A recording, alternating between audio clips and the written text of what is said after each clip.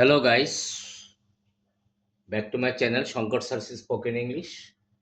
Today I am going to discuss a crucial part of SSC and HSC level students changing sentences. Okay, follow me. First one, I am going to make some exercise here board and make it solve. First one, although they were late, they got the bus. এটাকে আমরা compound এবং simple করব। কি হবে? They were late but got the bus. এটা compound. Compound করব কি? আমরা কম্পাউন্ড করার সময় অলদোটাকে উঠিয়ে দিব, দো অজ দো উঠিয়ে দিব। আমরা লিখব they were late but got the bus. এখন যাব আমরা সিম্পলে। সিম্পলে কি লিখব? সিম্পলে লিখব in spite of being late they got the bus. Clear? In spite of being late, এই ওয়ারটাকে আমরা বিং বানিয়ে দিব। In spite of being late they got the bus. Clear? Number B, it was late and I went outside. Make it complex and simple sentence. মানে দেরি হয়েছিল এবং আমি I went outside, বাইরে গিয়েছিলাম। ঠিক আছে?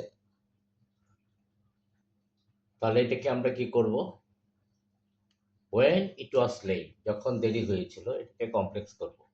And উঠিয়ে দিব। When it was late, I went outside. Okay? Next, simple. It was late going outside. এটা হলো সিম্পল, কারণ একটা সাবজেক্ট একটা ভার্ব থাকবে, কোনো কনজাংশন থাকবে না। Clear? Number C. He sat by the side of the window and told me a story. Make it complex and simple sentence. And is the conjunction of the compound sentence here. He sat by the side of the window. সে যখন আমার পাশে বসেছিল জানলার পাশে, তখন আমাকে একটা গল্প বলিয়েছিল। এটাকে কমপ্লেক্স করব। When বসাবো, এখানে কি বসাবো? When. When he sat by the window, comma, he told me a story. আর সিম্পল যখন করব তখন একটা সময় বস্তু, সময় বোঝাচ্ছে। সিম্পলি কি হবে? At the time of sitting by the side of the window he told me story. এই হিটাকে আমরা এখানে নিয়ে আসবো। কি বললাম আমি? আবার মনোযোগ দিয়ে শুনে নাও। Hmm, he sat by the side of the window to tell me story. Simple, এটাও চলবে। অথবা sitting by the side of the window, এটাকে পার্টিসিপল করে দিলাম। Sitting by the side of the window he told me story. That's right. D number, sing a song nor. নরযুক্ত বাক্যকে যখন আমরা কমপ্লেক্স করতে যাব, কিপ যুক্ত বাক্যের ডাবল নেগেটিভ বসাতে হবে। If you do not sing a song, you will not be allowed there. Clear? Complex sentence কি বলবো? If you do not sing a song, comma, you will not be allowed there. Okay? এখন আমরা যাব simple. Simple sentence কি করবো? এটা unless এর ব্যবহার করব। Unless singing a song, you will not be allowed there. Clear? ভালো করে বুঝে নাও। আনলেস কেন বসাবো? নট যুক্ত বাক্যকে যখন আমরা সিম্পল করতে যাব, তখন আমরা আনলেস এর পরে ভার্ব প্লাস আইএনজি বসাবো। Unless singing a song, you will not be allowed there. Clear? Number E. Closing the door. Maharshi started to reading. Complex করতে বলছে। When Maharshi closed the door, কেন ক্লোজড বসিয়েছি? কারণ এই দ্বিতীয় অংশের ভার্বটা পাস্ট টেন্সে আছে, এটা পাস্ট ফর্মে আছে। আমি কি লিখবো? যখন সে দরজা বন্ধ করলো তখন সে পড়তে চলে গেল। ওয়েন, ওয়েন মহর্ষি সাবজেক্ট, এখানে যে একটা নাউন আছে, এই নাউনটা নাউন থাকলে আমরা সাধারণত বাক্যের শুরুতে বসাবো। When Maharshi closed the door, comma, she started to reading. এটা কমপ্লেক্স। আর কম্পাউন্ড করবো কি? ওয়েনটাকে উঠিয়ে দিব। মহর্ষি closed the door and started to reading. Clear? Number F. In spite of having lunch, he was invited. মানে কি লিখবো আমরা? Follow me. In spite of having lunch, he was invited. এটাকে আমরা করব in spite of আছে। সুতরাং আমরা কমপ্লেক্স করার সময় কি বসাবো? দো বা অলতো এর ব্যবহার করব। আর এখানে হ্যাভিংটা আছে, এটাকে পাস্ট ফর্মে লিখবো। যেহেতু দ্বিতীয় অংশের ভার্বটা পাস্ট ফর্মে দেওয়া আছে। সাবজেক্ট কি আছে? হি। তাহলে লিখবো কি?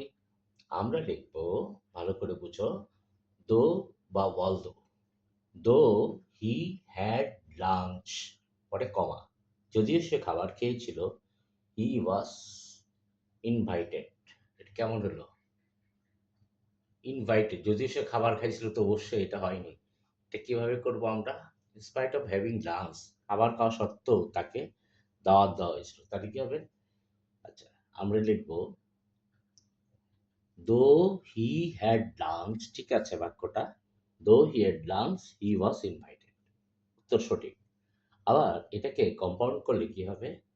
কম্পাউন্ড করলে হবে he had lunch but invited, অথবা বাট ওয়াজ ইনভাইটেড, এটাও চলবে। That's right is gone. Number 6 is gone. Number G, by reading the passage you can learn more. এটা করবো কি আমরা? কমপ্লেক্স করবো। বাইটা জিরান্ড আছে এখানে, বাই রিডিং দি প্যাসেজ, এটা একটা ক্লজ, এটা একটা clause, you can learn more. মূলত এটা সিম্পল সেন্টেন্স, এটা কি করবো? কমপ্লেক্স এবং কম্পাউন্ড। তাহলে কি লিখবো? বাইটা জিরান্ড থাকলে আমরা ইফ যুক্ত বাক্যে, কমপ্লেক্স করার সময় ইফ যুক্ত বাক্যের আবোধক বসাবো দুইটাই। কি লিখবো? If you read the passage, comma, you can learn more. বেশ, কম্পাউন্ড করতে কি লিখবো? কম্পাউন্ড করার সময় কি লিখবো? Read the passage, read, not ING, ING আর বসাবো না, বাইও বসাবো না। কি লিখবো আমরা? রিড দ্য প্যাসেজ অ্যান্ড, এখানে অ্যান্ড বসাবো, অ্যান্ড লার্ন মোর। এটা দিলেই চলবে, ইউ ক্যান না দিলেও সমস্যা নেই, দিলেও কোনো সমস্যা নেই। Number 8, because of her bad behaviour he was punished. তার খারাপ আচরণ করার জন্য তাকে শাস্তি দেওয়া হলো, এটা কমপ্লেক্স করব। As he behaved badly, as he behaved, BEHAVED, as he behaved badly, comma, he was punished. Clear? আচ্ছা, কম্পাউন্ড করলে কি হবে? He behaved badly and was punished. I number, we heard a story that was funny.